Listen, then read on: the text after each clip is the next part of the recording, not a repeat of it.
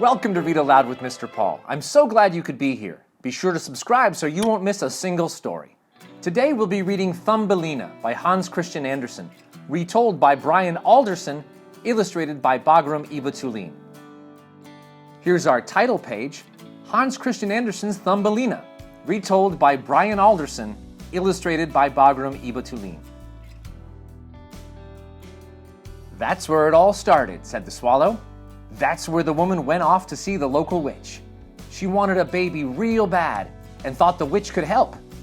'I don't mind what sort,' the woman said. 'I just want a baby.'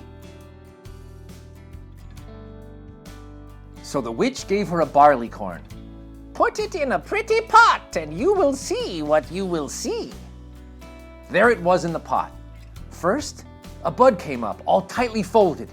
Then, pop! It opened out, and tucked up inside was a baby girl no bigger than your thumb. So they called her Thumbelina.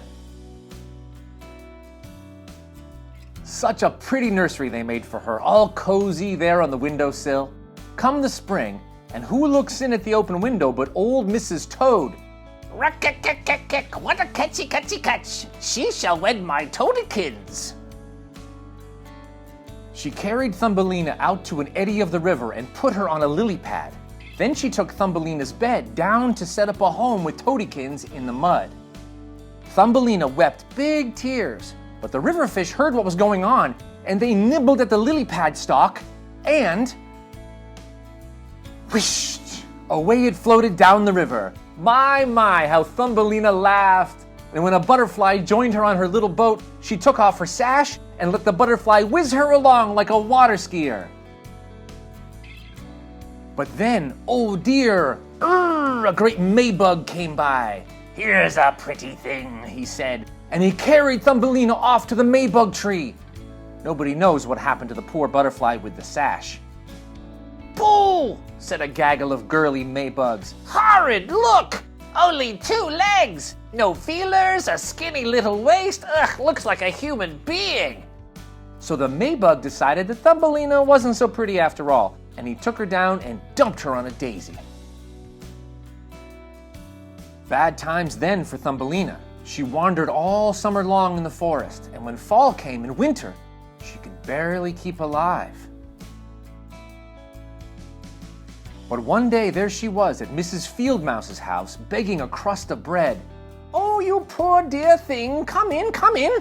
Why, you can stay here and keep me company. You can keep the place tidy and do the dishes.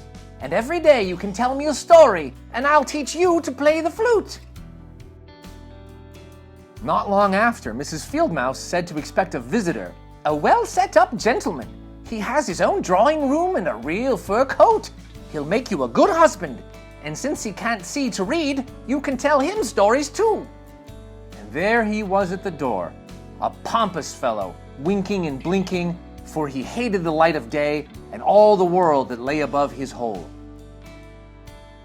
He took them along to see his underground mansion.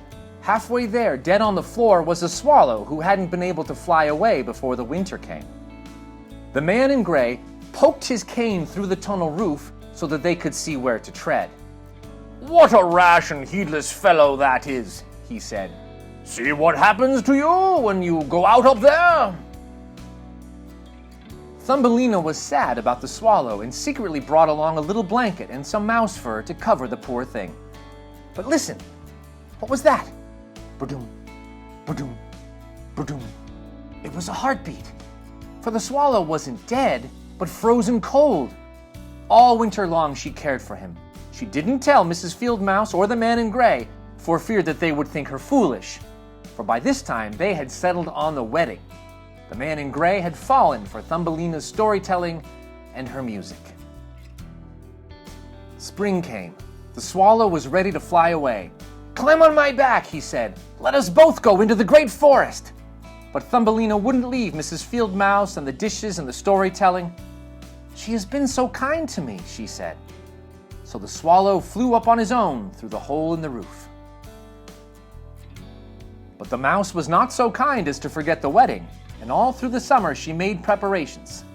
Thumbelina had to spin the thread for her wedding dress, and 4 spiders were hired to weave the fabric.